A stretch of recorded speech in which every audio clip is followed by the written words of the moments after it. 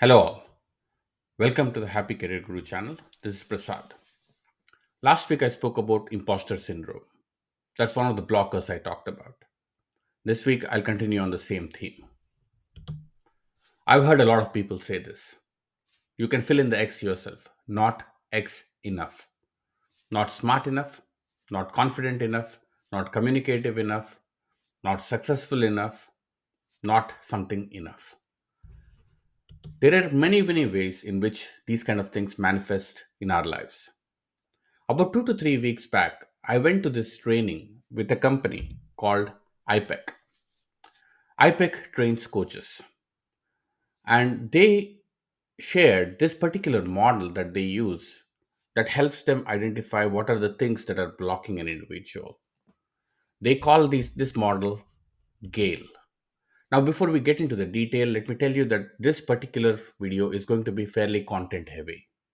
There's a lot of good content here, and I will post a PDF in the comments of my YouTube video so that you can actually read it at leisure. I'm going to talk about each of these individual letters. GAIL. G stands for Gremlins, and I'm going to define that in the next few slides. And then A stands for assumptions, I for interpretations, and L for limiting beliefs. Let's go ahead and talk about what is a gremlin. A gremlin is this voice in your head that tells you that you're not good enough. This actually shows up in multiple ways. If I have to think about of the gales, which is the one that is very difficult to possibly fathom and even address, it's the gremlin. This is almost like the inner voice. There's no real programming of when it will come up, but it will come up at the right time. The most important impact of a gremlin on you is this: it stops you from trying.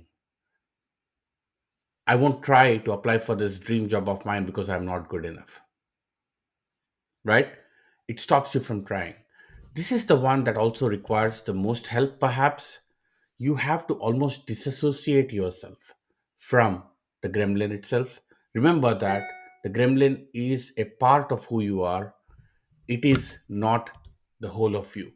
One of the other things that you can also do is once you disassociate yourself from the gremlin, think that why is this thought coming to my mind? Why do I think I'm not smart enough? Also, do a little bit of visualization. Assuming that you don't think like that, how would the world be different? How would your approach to your work be different? How would your approach to your career be different? Think through that stuff, and then that may help you in terms of trying to address the gremlin. You have to identify and address gremlins. These are there, deep rooted, and we have to address those things. And this is one of my favorite philosophers from Stoicism, Marcus Aurelius. And he said, you have the power over your mind. The moment you know that, that's when you'll find the strength that you require to take the journey. The next one is assumptions. Assumptions are actually easier to that extent. It is basically because something has happened in the past, it will happen in the future. 5 years back, you applied for the dream job of yours, nobody responded from that company. And now you find a job that's actually slam dunk, you're right there for the job. You won't apply because you think you won't get it or nobody will respond. I won't try this business because last time I tried a business, it failed. Stuff that actually becomes an assumption when you expect what happened in the past to happen in the future. And the question you have to ask yourself is, what makes you think that? What makes you think that the past will repeat itself? You have to challenge your assumptions. And like I said before in the slide, the only assumption you make is you assume your power over your assumptions. Then it will work for you. Now, again, in all of these situations, when I talk about GAIL, you have to remember that it is the identification of that which becomes the first important step. Now, one more quote for you. Most of our assumptions have outlived their uselessness, right? This is actually a funny quote, and you should possibly take this to heart to figure out what are you assuming today. Question your assumptions. Now let's go to the third one, which is interpretations. This is more of a stereotype or something that you play out in your mind. It's not necessarily true, but you believe it to be true, right?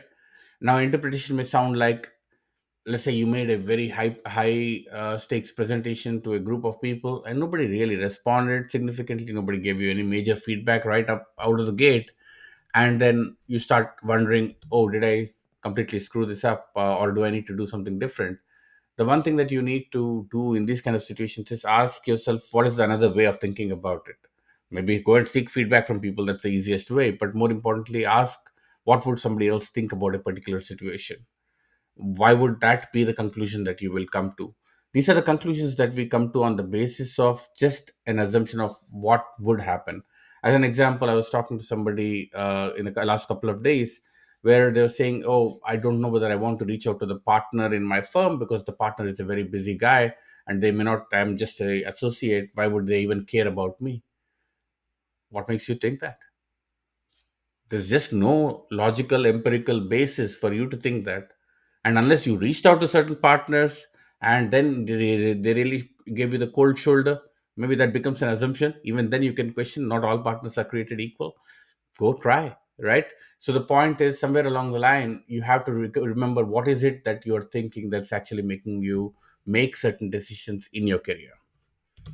And now let's look at a quote for interpretations. All things are subject to interpretation, and what prevails at that time is a function of power of your mind and not truth. So, somewhere along the line, you give the power to the mind. Obviously, he didn't say power of the mind. I'm adding my little twist to that. Thank you. Okay. And then now let's go to the last one, which is limiting beliefs. A limiting belief is like something that we all have done this. Oh my god, I'm 50 right now, I'm not going to find my ability to change careers, I can't change careers this late, I can't start a business this late in my life. Or, well, happiness at work is a myth, it's just there to put bread on the table. By the way, this is my favorite one, I don't believe in it at all, right? Now, the important thing that you need to do here is check the impact the belief had on your decisions and how you are approaching your day-to-day life, right? Look at exactly what evidence do you have that it actually is true, and why, how true is this, right? You have to prove these things out, because some of these things, again, like gremlins, are fairly deep rooted, right? Gremlins stop you from doing things. Even here, they stop you from doing things. So limiting beliefs and gremlins are definitely the tougher ones. Again, take help, get coaching, or maybe if I talk to mentors, or just do the introspection yourself. But whichever way you do it, it's very, very important that you get off your self-limiting beliefs, right? You begin to fly when you let go of your self limiting beliefs and allow your mind and aspirations to rise to greater heights. I stop my video today with this. Thank you very much, folks. This is the Happy Career Guru. Please follow me on LinkedIn. Please subscribe to me on YouTube. And I'll come back to you next week. Thank you very much. Take care.